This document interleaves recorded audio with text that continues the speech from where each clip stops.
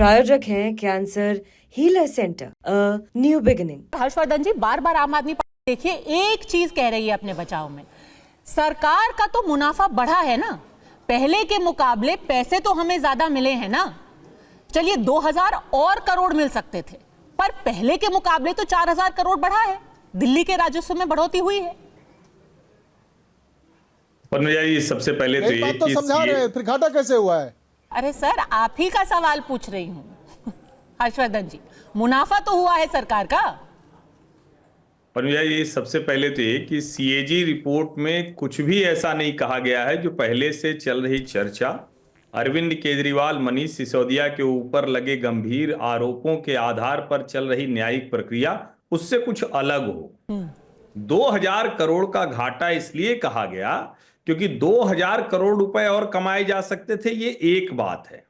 लेकिन अरविंद केजरीवाल ने शराब की दुकानों को दिल्ली की गली गली में खोला, जो मनीष सिसोदिया की नीति थी उसके जरिए शराब माफिया को, लिकर माफिया को मदद करना, सरकारी खजाने में जो पैसा आना चाहिए था वो कहीं और जाना, और जब कहीं और हुआ तो उसी में वो कहा गया कि ये पंजाब गोवा के चुनाव में खर्च हुआ था, साउथ लॉबी उसमें इन्वॉल्व थी, कुछ गिने चुने लोग थे।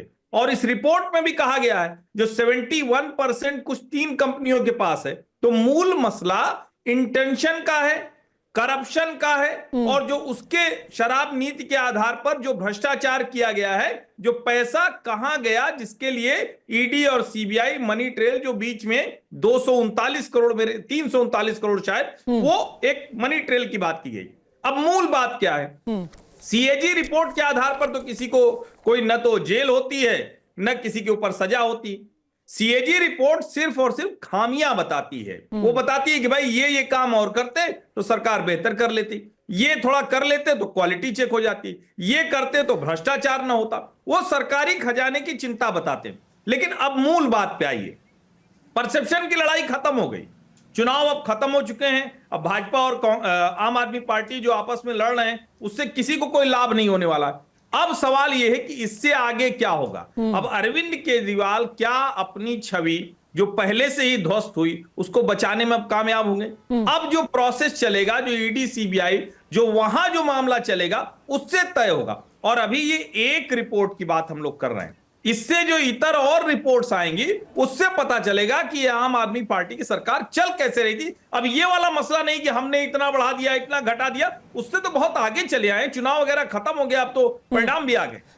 कहीं ये कोशिश तो नहीं है कि अरविंद केजरीवाल को दोबारा जेल भेजने की प्रक्रिया शुरू की जाए, इसलिए सीएजी रिपोर्ट ले आए हैं, सारा यहाँ पे लोगों के सामने ये सारे फैक्ट्स रखेंगे, सारे कच्चा चिट्ठा रखेंगे ताकि उनको बेल कैंसिल करके वापस जेल में डाला जाए। ये कहीं ये तो बड़ा प्लान नहीं है?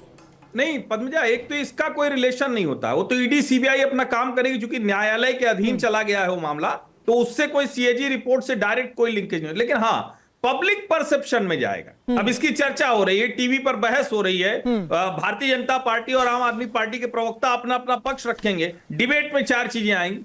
पब्लिक परसेप्शन में ये ताजा होगा और तब किसी दिन ईडी या सीबीआई फिर से उस मामले को जिसको पहले से ही चला रही उसमें कार्रवाई करेगी। तो आप ये कह सकते हैं डायरेक्टली रिलेटेड नहीं है, लेकिन इनडायरेक्टली परसेप्शन के तौर पर रिलेटेड है। तो क्या मुश्किलें बढ़ सकती हैं? आप